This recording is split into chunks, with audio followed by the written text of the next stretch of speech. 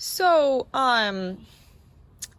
so what I've noticed is a lot of people, they kind of struggle to realize or have the awareness of the fact that they have chosen or they're responsible for all the choices they've made Sure. that have brought them where they are now.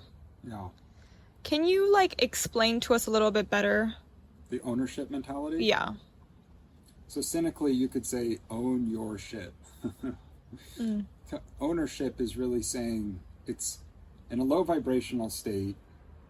Ownership is usually with disdain, where you feel like you have a heaviness or responsibility. You're like, oh, life is so heavy. I have to take care of these kids. I have to pay the bills.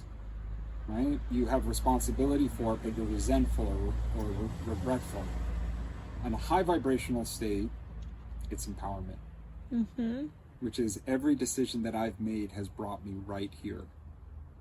And with that awareness or that understanding, you can go forth and say, and wherever it is that I desire to be, my decisions can bring me there. Mm-hmm. So that's not to say that things won't happen in your life that are unexpected.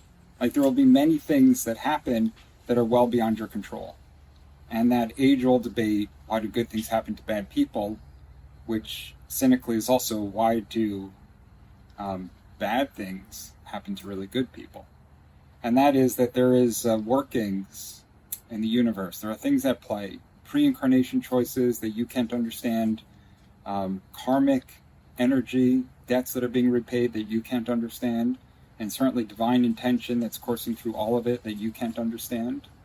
And so if you gravitate to a state of empowerment and ownership around your choices, the parts of your journey that are in your control will work out best.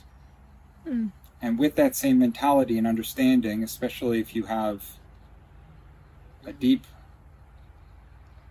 devotion to your spiritual path, you'll be able to move into a state of acceptance for the parts of your journey that are beyond your control, accepting that is all part of a greater plan that you're just at peace with, even though you can't always understand in the moment.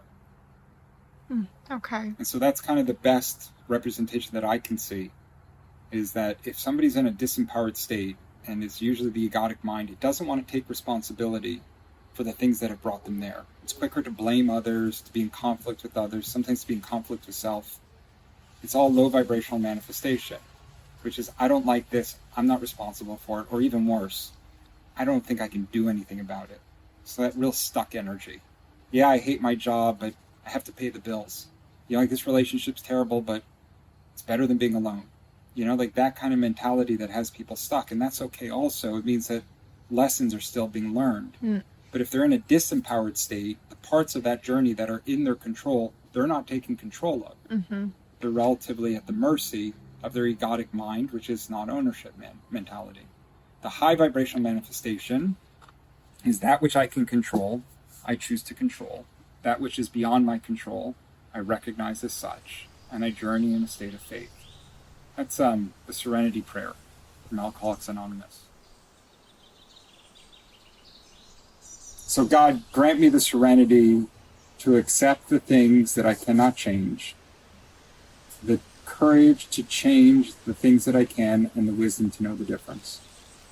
So God, grant me the serenity to accept the things that I cannot change, the courage to change that which I can, and the wisdom to know the difference. Okay, so just have the awareness of the fact that if we choose to put ourselves in a more difficult situation, that we chose to put ourselves in that situation in order for our soul to grow and to learn a certain lesson. Usually, because if you're continuing to learn the same mistakes, which is that you're repeating those mistakes over and over, it's oftentimes because you haven't properly learned. Like when there's a lot of resistance, when you're struggling, when there's every fiber in your body is telling you that this isn't the way forward, and yet you keep trying to move that direction, it's because the lessons at hand have yet to be integrated. And so should we embrace that moment as well? Allow it to just go? You embrace all of it. This is kind of the beauty of it. If you're misdirected, misguided, and you're suffering, then it's an opportunity to learn. If you're well guided and you're moving in a flow state, then you're also learning because you know that you're on the right path. All that you need to do is to shift your mentality to realize that when life is really hard, when it's an absolute struggle, when you feel it a burden, which is when your being is telling you to stop going in that direction, right? It's a lesson. It's an opportunity for growth. And the flip side is true also. When you know that things are going really well and you're in that flow state, it means you're in alignment. And you can feel it because enthusiasm and excitement and joy, those all enter into your space and it spills over, becomes infectious for the people around you.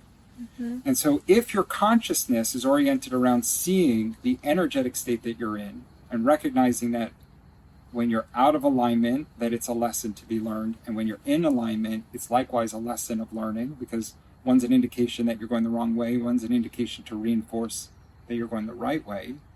Both of it can be framed healthily through the perspective of consciousness, which is the awareness of what's unfolding. Yeah. The disempowered, weakened, difficult state, which is the worst, is one who doesn't have the consciousness to recognize how the energy is your compass. And if you're in a low vibrational state, which is just the conflict, the disdain, the despair, the unhappiness, the shame, the guilt, right? When you're in that state and you're not aware that it's the universe or your spiritual self or your soul and your guides all trying to tell you to switch directions, then it's the most unfortunate state of being, because A, you're suffering, and B, you're not integrating the lessons, and C, you don't have an opportunity to redirect. Okay. And that's the unfortunateness of an incarnation that is trapped in the distractions of the material realm and compelled by the egotic mind, that's not able to see more clearly the intention pre-incarnation for its soul's opportunities for growth.